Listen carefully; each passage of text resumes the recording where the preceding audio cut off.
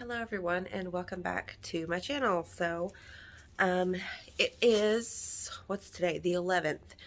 The kitty, I have come up with a name for him. His name is Sage. Sage the Guru. You know, because he is teaching the cats love and patience and acceptance, but he's also teaching me to enjoy everything again. Oliver wants inside. Come on, Oliver. Come on, Jinky. Come on. But Sage has, I decided to name him Sage because he has got green eyes, like kind of sagey color eyes. And I think, you know, sage, it's kind of like, you know, has a double meaning. And yeah, he's just a great cat already. And look at him. He gets up. He'll want to eat, so I feed him. And then he'll play around. He's got like, he plays under all this. He really loves that little tunnel that I bought. He runs around in there. He's actually getting more comfortable with running around the whole house besides just the living room. And when I'm not here, if I leave or something, or if I'm in the back room for a while, he'll go under the couch right here because there's heating vents. Oh, I didn't even show you guys that I put the legs on the couch and it looks like so much better and it's so much easier to move around. But anyway, he sleeps under there because it's warm. And Jaxie, she made a big milestone today. When the cat was passing her or approaching her, she would smack it, you know, like most cats would do. Like all their behaviors are absolutely normal. She didn't hurt the kitten, she just startled it. And she was doing that, you know, and I kind of got onto her today because she was doing it for no reason. The last time she did it for no reason. Just because the cat was eating, or Sage was eating, and she wanted his food, so she smacked him. I said, no, you cannot be a bully. You have to accept him because it's your little brother. You have no choice. And after that, after I told that to her, Sage ran past her, and normally when she would have smacked him, but she just kind of sniffed him as he passed by. So she's making progress. It's only been 2 days, and she's basically accepted him. She won't let him touch her yet. I give that probably by next week sometime. They'll be cuddling and licking each other and all that stuff. It just takes them a moment, like a lot of you guys said in the video of me showing you guys her or him. All their behaviors are normal, and I realize that. I've had cats all my life. But look at him. So he's played himself to death. He's been running around all day. So he's you could see he's very interesting colored. He's got a lot of white hairs on his belly and like the underside. It's like just on his underside, like the back side of his legs. They are like white. The underside of his chin, there's a lot of white hairs. I'm just very curious what he's gonna look like. So this is Sage the Guru. But another thing I wanted to show you guys is I recently went to Lowe's and they have their seed display out. And usually, especially in my area, because it's a huge like agricultural area, like a lot of people have farms where I live. So if you don't get them seeds like basically as soon as they put that display out, all of it's going to be picked through, and you're gonna not get hardly anything good. And every single time, I didn't know that. So just for forewarning you, if you are a new gardener and there's certain varieties that you want to get in Lowe's, go right now, because they have their big, huge seeds out. And y'all, I spent $50 on seeds, but I'm so excited for these. Okay, so I think all of these are Fairy Morris. Fairy Morris.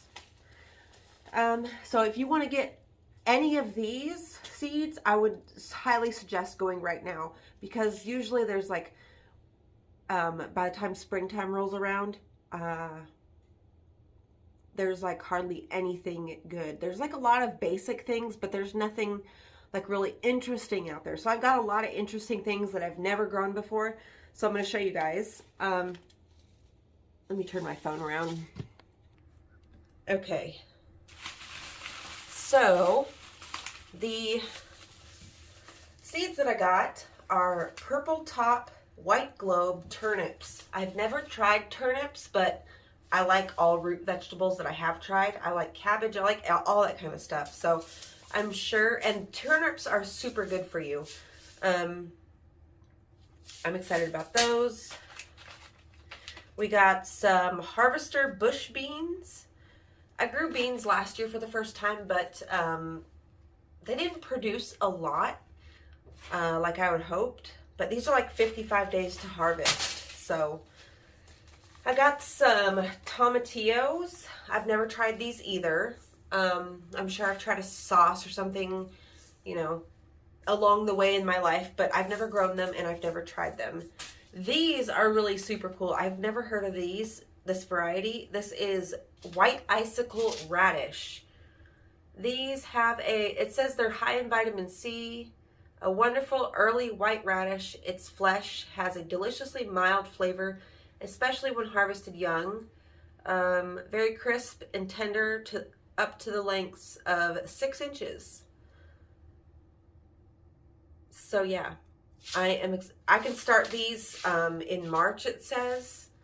I might try to start them sooner because last year I grew radishes, just plain radishes, in the winter, and they grew.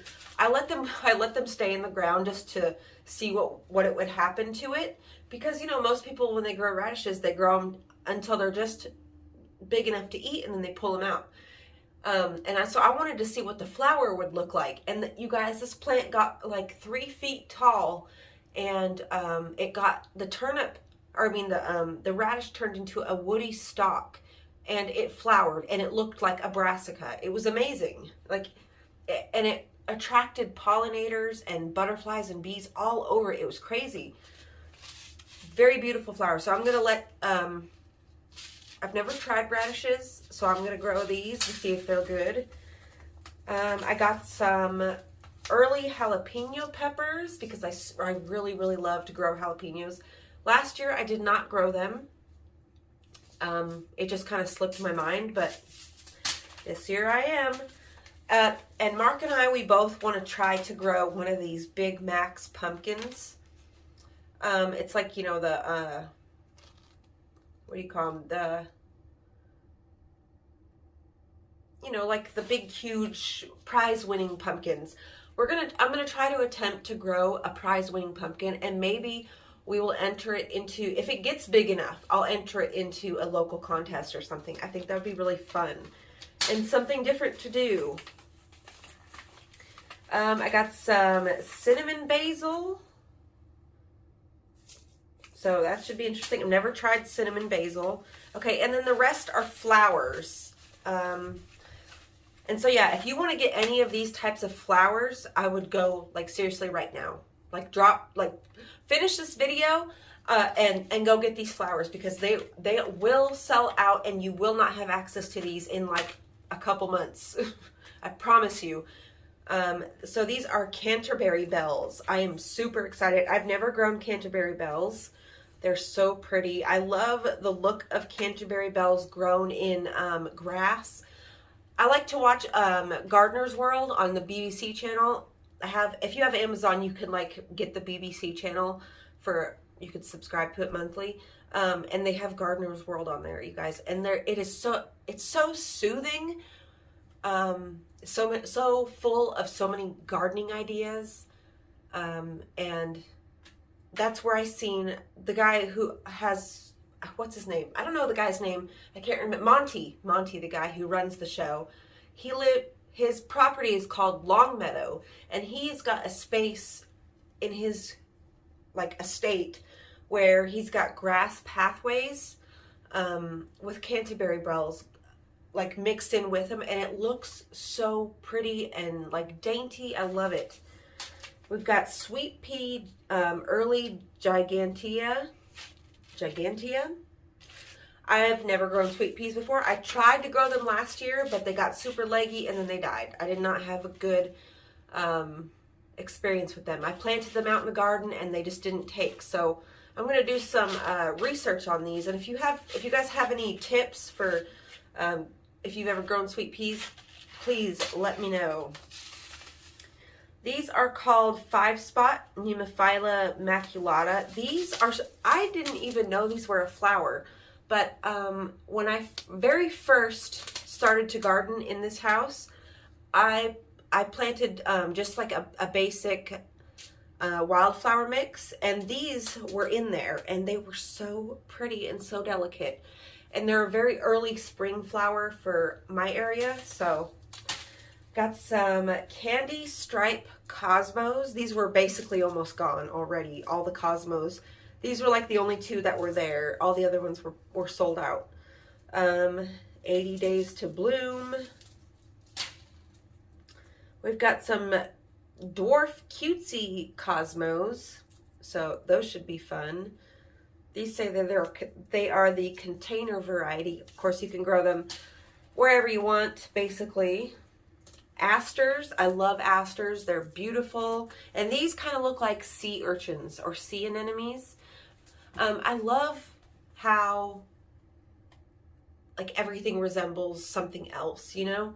It helps you really see like the fractals of everything. And it's one of my favorite things about planet Earth is how flowers can look like sea urchins and how sea urchins can, you know, look like flowers, and it's just beautiful. We've got English daisies. I've never grown English daisies before. I have grown asters, but I've not grown these kinds. So, but English daisies, these are so pretty. These are the double mixed colors. Blooms every year. These are perennials. Oh, I didn't even tell you. Okay, so all of these flowers are annuals. The cosmos, asters, 5-spot, sweet peas annual. Canterbury bells are perennials.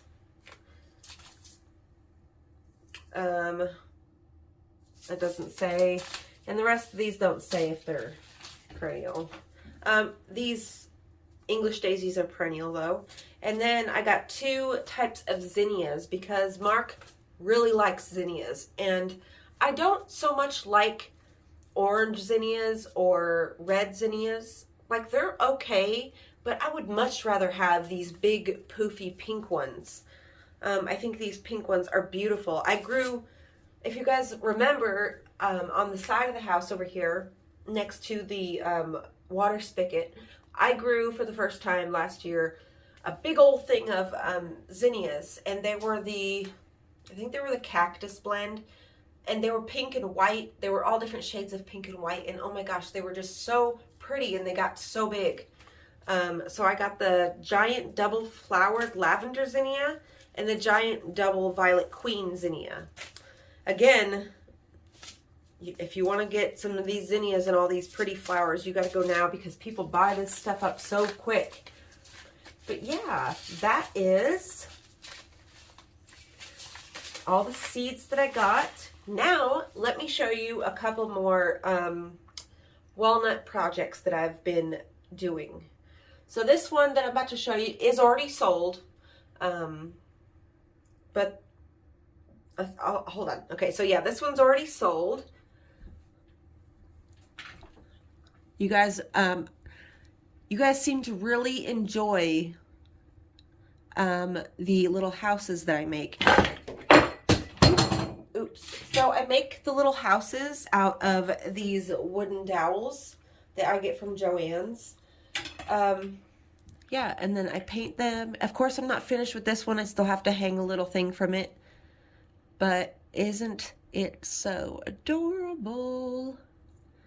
And in this one, you can see I did a little tiger's eye pathway because the customer said she wanted the same. Only thing I added different is, of course, the outside, like the metal frame, because I ran out of thin wire to do a braid. But I think this looks cute like this, and I'll add, you know, a little hanging charm. And I also added some teeny tiny pink flowers. If you can barely see them, but I think they add the cutest little touch to that one. Okay, and then this other one, I love this one, you guys. This is the smallest house I've done. So I made this house with an even smaller wooden dowel. I usually use this wooden dowel. I used this one for this one right here. And oh my gosh, you guys, look at it. And I painted the top like this copper color and the roof. And another thing I did is, but instead of putting the walnut on its side like I normally do, I think it fits better like this. And I'm going to add like some stars up here out of some little crystals that I have. But see, you can see through the back. Oh, it's just so adorable. And I cut the shell with my Dremel tool. Okay, and the last one that I finally finished today, well, I'm still deciding if I want to hang anything from it, but this is a shaggy ink cap mushroom that I did. And I painted the inside and the rim in a champagne color. And you can see all the detail I painted on it. This mushroom is made out of clay and a kebab stick. And you can see the little Swarovski crystals that I added in there just for some dimension. And I painted it with a iridescent coat. And I added this little bale at the top. So adorable. I think this is one of my favorites that I've ever made. Yeah, I've just been doing that. So tomorrow, I've got to finish up this guy today so I can get him in the mail tomorrow because he's already bought and paid for. I want to thank you guys for so much interest in these crafts. I love to bring people joy with my little tiny crafts like this. It just nothing makes me happier. And I love that you guys love them as much as I do, as much as I love to make them. They're like one of my favorite things to make. So, I hope you guys enjoyed today's video. I hope you're all doing great, and I will see you tomorrow.